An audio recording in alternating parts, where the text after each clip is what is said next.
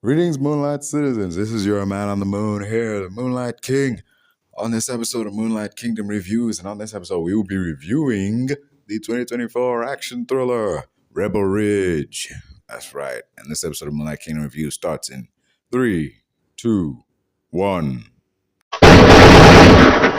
All right, here we are reviewing Rebel Ridge, starring Aaron Pierre, donjohnson, Anna Sophia Robb.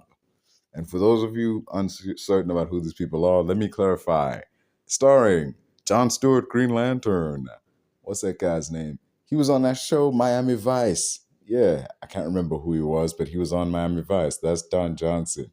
He was also on the show Nash Bridges, which, if you think about it, was kind of a 90s version of Miami Vice, only it wasn't in Miami. It was set in LA, and it wasn't Vice. It was a homicide guy, I think.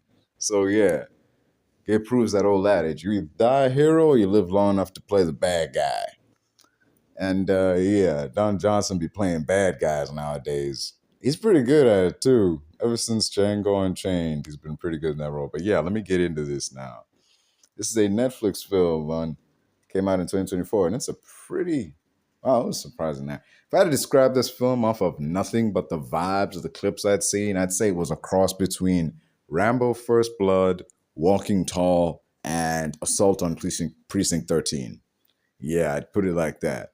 See, because Rambo, in the fact that it's just one dude being harassed by the police, it's Rambo in the fact that it's one dude being harassed by an entire police force, whereas in Rambo just had to deal with Sheriff Teasel and some unknowing deputies. In that movie, it was really one villain and his unknowing minions. But in this one, this time it's the chief and the whole force that's accosting him. Like, the whole police force, the whole damn corrupt police force is actively going against this dude. Not just the chief, it's everybody. The cops are all in on this shit. They're going after him. They're going after him because he's trying to get the money to get his cousin out of jail. And they want some of that money. Yeah. So when they say... Let me get into this. When police arrest you and they read your Miranda rights and they say shit like anything you say can and will be used against you, they really do mean it, okay? Especially these cops, because they used everything he said, every question they asked him, every piece of information he gave, even offhandedly, they used against him. From why his cousin was in jail to the restaurant where he got the money from, all that shit was actively used against him. It was used to jam him up and get him in trouble with the rest of this damn force. All right, so after they've successfully jammed him up and stolen the money, he decides, nah, fuck this. I tried being reasonable. I tried bribery. I tried being reasonable. I tried being beyond fair. Didn't work, so fuck it. I'm going to get this money and get out. But I'm not going to kill anybody. He clears the station. He grabs the money, right? The money he needs to free his brother. And he goes to the courthouse. And from the moment he gets there, him clearing that station without killing anybody, that's a pretty badass scene. But from the moment he gets there to that courthouse, there's this feeling of uneasiness. The way now he's actually nervous. He's looking over his shoulder everywhere.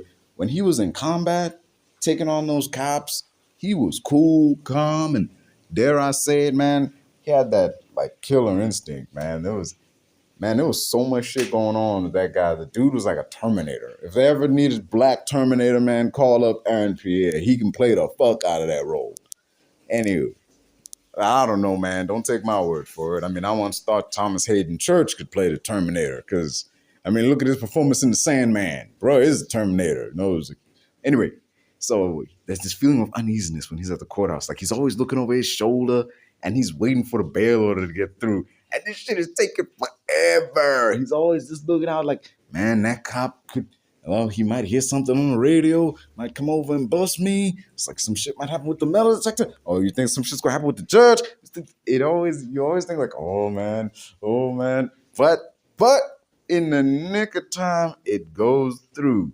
It goes through just in time. As almost immediately as it goes through, SWAT busts in and they immediately arrest him and they knock his ass out. They immediately show up. This man, This man is basically Meng.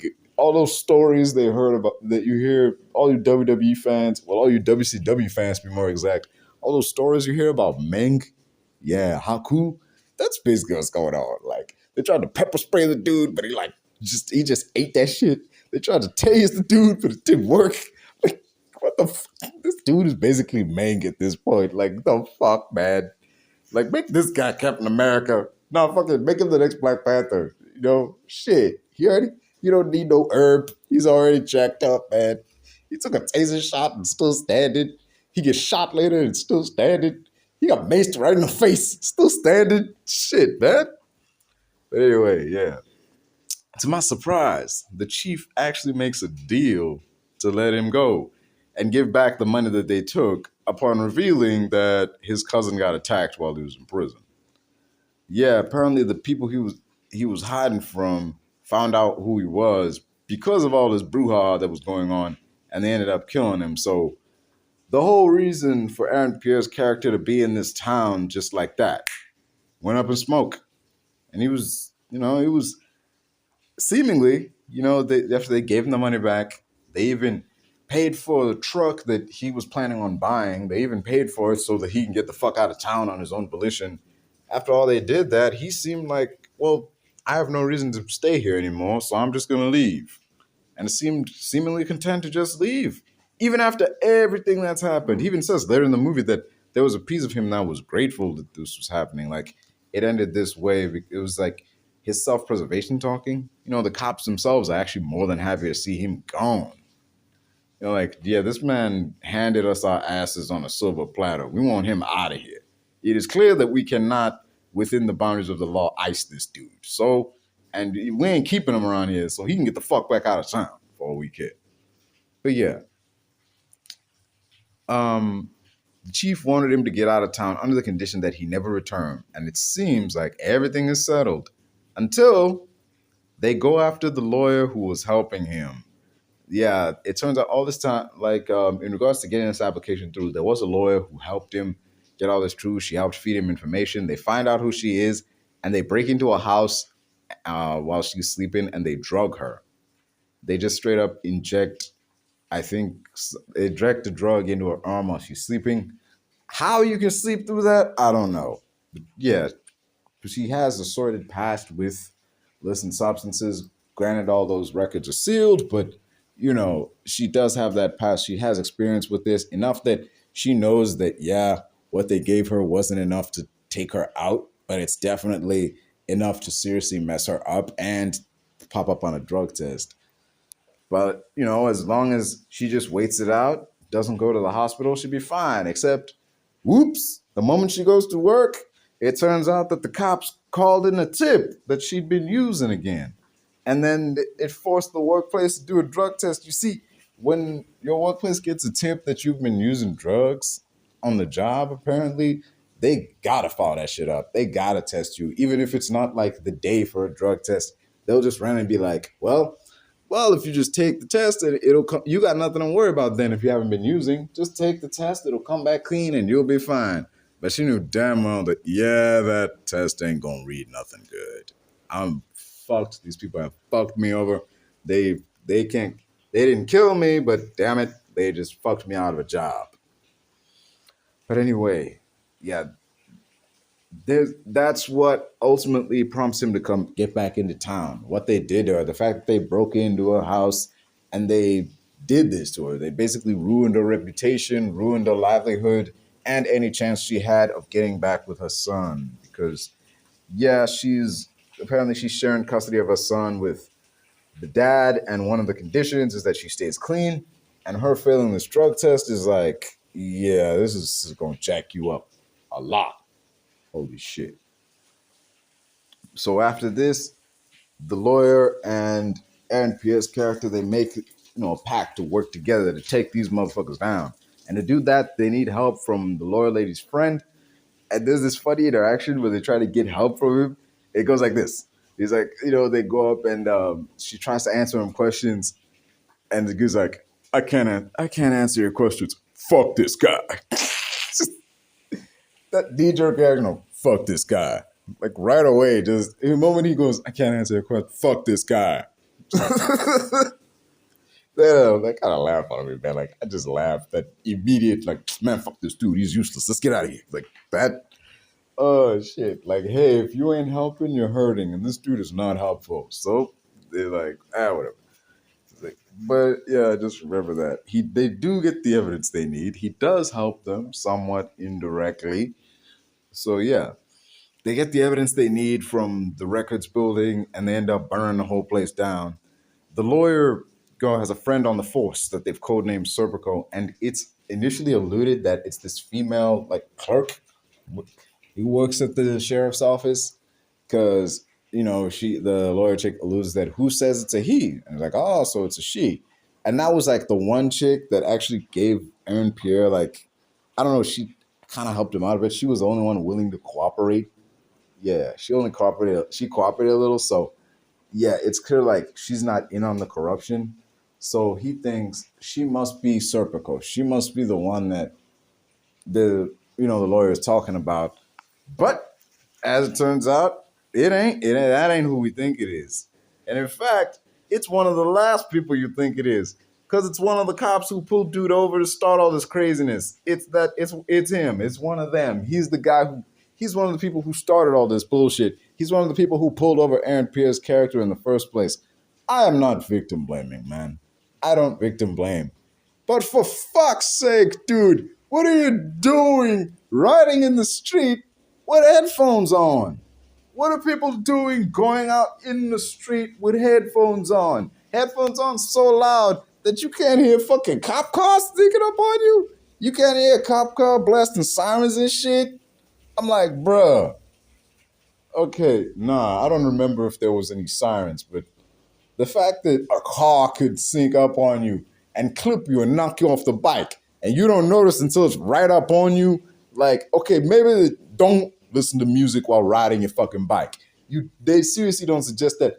Even in fucking driving school, they tell you don't play music while you're driving. You need all your senses. You need to be able to see oncoming traffic, hear cars around you. You need to be able to hear if someone honks a horn or if there's a signal blaring or some shit or siren or what the fuck ever. So riding with headphones on, definite no-no. Especially in a town you've never been to.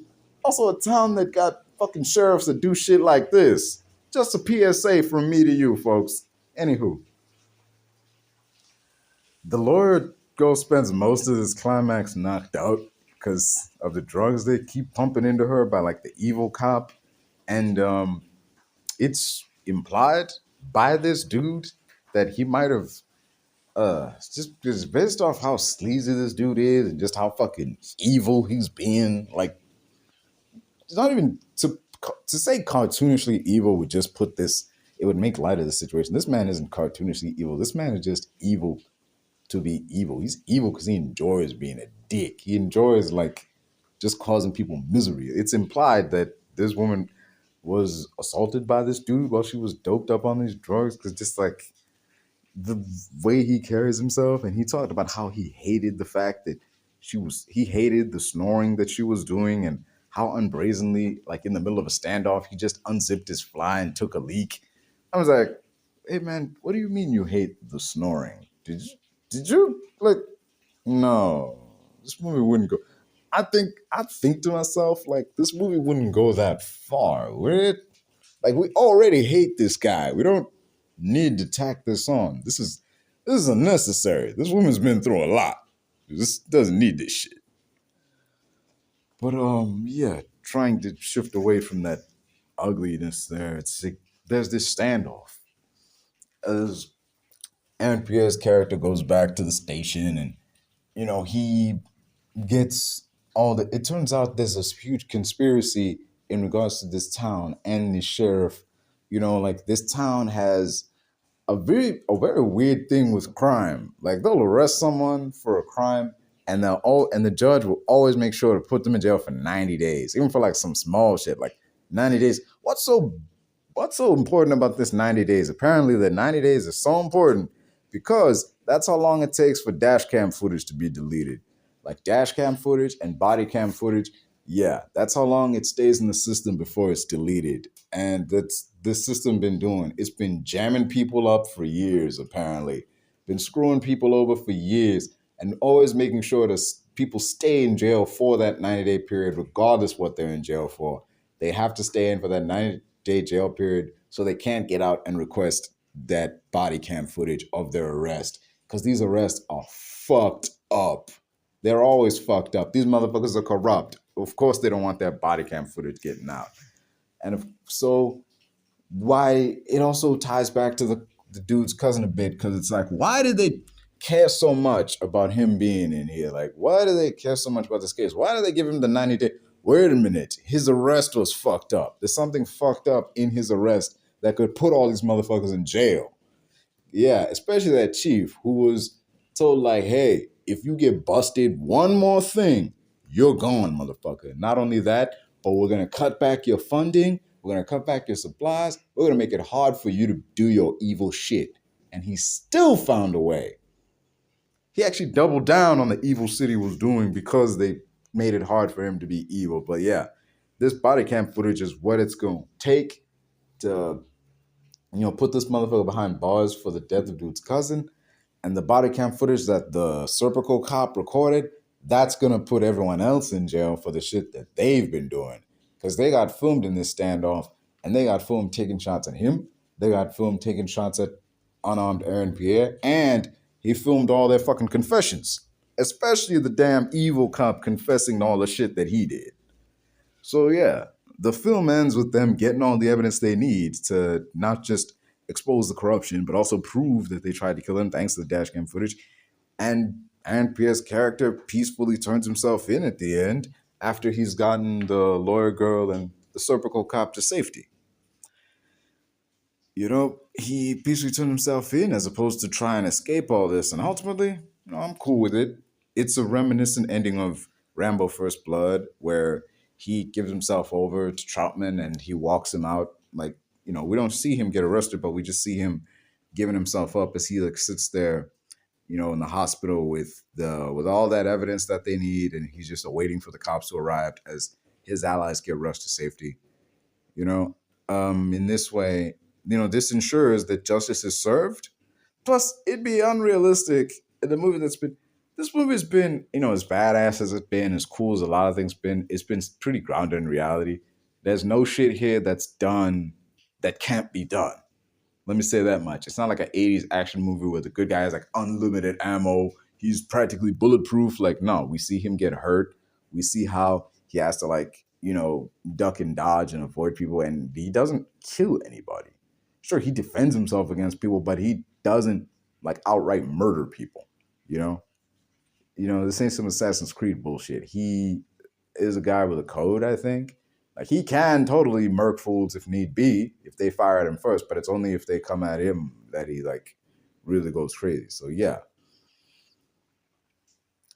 it's unrealistic for him to just leave and disappear after all this shit, because man, you're gonna be the most wanted motherfucker in the state at the end of all this, even though you ain't, part of this corruption and shit. Yeah, you're innocent for the shit they arrested you for, but you're guilty for a lot of other shit.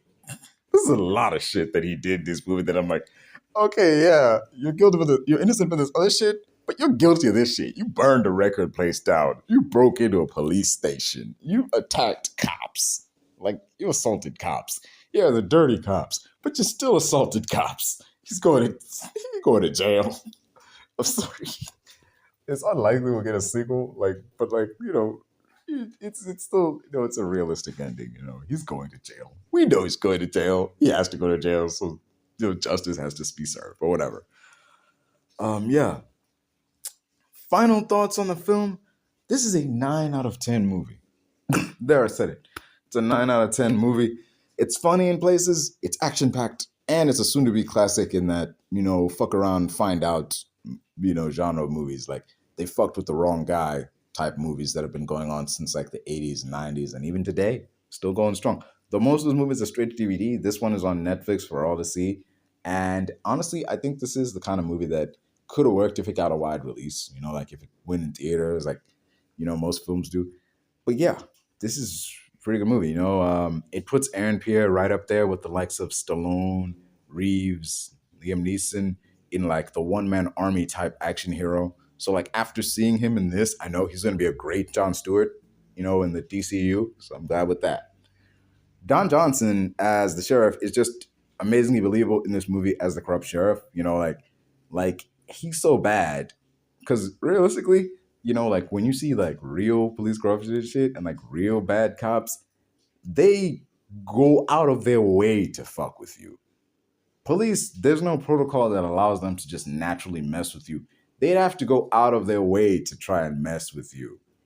Like, yeah, that's what this dude has done. There's even a scene where he's like, it'd be a lot easier if we just did this. Like, and he's like, yeah, that deal you gave us, shit, that was beyond fair. That was beyond reasonable. Like, we get paid, you get your brother out of jail. I mean, you leave town and everybody's happy. Shit, it'd be ridiculous if I didn't take it. I'm not mad that you made the. I'm not mad at the deal.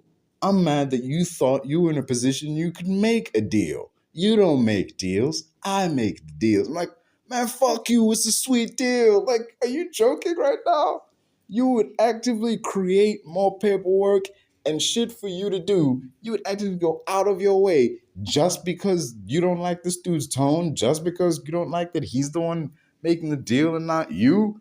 You actively make life harder for yourself just to fuck with this guy.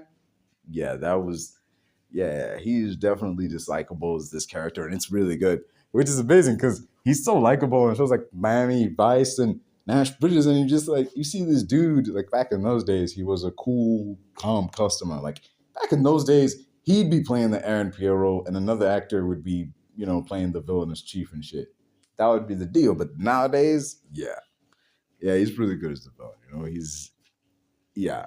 Even when it'd be easier for both parties to play nice, he'll just go out of his way to mess with you. That's the kind of bad guy that Don Johnson plays in this movie, and it's pretty good. Yeah. Even though I like that scene where he just totally underestimates Aaron Pierre's character. He thinks, wait a minute, so he never saw active combat, right? He was in the army, but he never actually deployed. Okay, then. This is going to be easy. Like, he's not. This dude's nothing, I'll deal with this by myself. Everybody sit down, sit down. Like, no, man, fuck you. It's the army. He's a fucking Marine. Even if you don't deploy, they still train you to kick ass and use firearms and shit. You don't just... Why you really think just because someone didn't deploy that, well, they must not have... Well, he must not be shit. Like, no, man. Like, you go to the army, they still train you to do shit. They still train you to use the weapons, explosives, and fucking, hand to hand. They, close quarters combat. They still do Marine shit even if you don't deploy. Just because he didn't deploy doesn't mean he didn't do shit. What the fuck do you think they do in the fucking army? What the fuck? Oh, what the fuck? This total underestimation of this character happens because the chief he's a pretty smart character for most of the movie, but we need him to be stupid in this scene. Like I said, I've stated in previous reviews, I don't like when a smart character is dumb just so the movie can happen. Like, is made to do something dumb just so the movie can happen. I don't appreciate that. Like, ugh! I normally I hate when that happens, but in this case, it was done to hilarious effect, so it's okay. It's all right by me. A lot of the tactics used by the bad cops, sadly, I regret to inform you, are within the boundaries of the law, especially in the beginning of the film. They jam you up in all kinds of litigation and red tape and paperwork and court dates that can take months to materialize and all this bullshit that will bleed you dry before you have your day in court. Sometimes, in a lot of cases, when they give you a ticket or a summons or what the fuck ever, or they arrest you for something, sometimes it's you heavily incentivized that you just take whatever deal they give you. Because or just do whatever the fuck they say. Even if for a stop and search, just do whatever the fuck they say and this will be over quickly. They'll be like, yeah, there was a scene where he was like, yeah, we're not allowed to open the bag unless you give your permission. However, if you don't give us your permission, we'll assume something fucked up is in this bag and we'll put it in evidence and you're not going to get access to it for a long ass time. So it's like, tell us what it is now. We'll open it, and if there's nothing, then it ain't gonna be nothing. And we'll give it back to you. And he's like, fine. There's money in the bag. What's it for? It's so I can bail out my cousin. He's been arrested on drug charges. So like, okay, thank you for telling us. We're gonna hold on to this money. It's like, what the fuck? It's like, well, this money might be drug money. We don't know where it came from. We gotta hold on to it. This is evidence now. What the fuck, man? Like, yeah, that was fucked up. I watched that whole scene thinking, this is fucked up. This is messed up. This is messed up. This has to be illegal, right? Yeah, this shit is shady. I'll give you that much. But yeah, they worked within the boundaries of the law in the beginning of the movie. You couldn't arrest them. They're cops, so you couldn't do that anyway. You need to call like IA, but I don't think they're gonna be fucking internal affairs out in the sticks. But anyway, yeah. As the film goes on, it gets more extreme. They stop behaving like cops and they start behaving more like criminals. As they actively commit crimes, not in the pursuit of getting the dude arrested, but in the pursuit of getting him killed. Like one guy straight up plants a gun on him just so he can take a shot at him. He misses, but still, the fact that you're at that point, you've reached that point, that's the point like, oh yeah, these aren't cops anymore. These are criminals now. They're the 100% big rubber stamp, the bad guys. Like, yeah. And it's good because once he starts taking them down, notice taking them down, not taking them out. Once he starts taking them down, you don't feel any remorse. You don't feel any confliction. You understand, like, yeah, these are real bad people, and he's doing a service by taking it to them in this fashion. Anywho, yeah, that was my review of Rebel Ridge, the Netflix action-packed movie starring Aaron Pierre. Man, it's a 9 out of 10. I would recommend. I would probably rewatch. I would definitely rewatch. It's worth a rewatch. And I recommend you see it. It's definitely a good movie. It's on Netflix. Be sure to check it out. It's a heck of a time, Really harkens back to the old days of like the 90s action hero. So yeah, it's a 90s action movie in the present day. It's definitely enjoyable. And it really... This is like a showcase movie for what Aaron Pierre can do. So yeah, it showcased the fuck out of this guy. He's a hell of a talent and he's going to accomplish a great many things in his career if this trajectory continues as is. So yeah, that was my thoughts on Rebel Ridge. Don't forget to like, share, subscribe, do all them nice things to get more episodes of Moonlight Kingdom Reviews, Moonlight Kingdom Podcast, and my gaming channel, Film the Mode. As always, folks, I have been your man on the moon. This has been Moonlight Kingdom Reviews. And I'm out of here. Oh, and remember, folks, more than these trying times as they are, though things may not seem to be going in your favor, whether it's political or economical or social or emotional, just remember, regardless what anyone says, we are who we are. Ain't no point arguing with yourself or anyone else about it.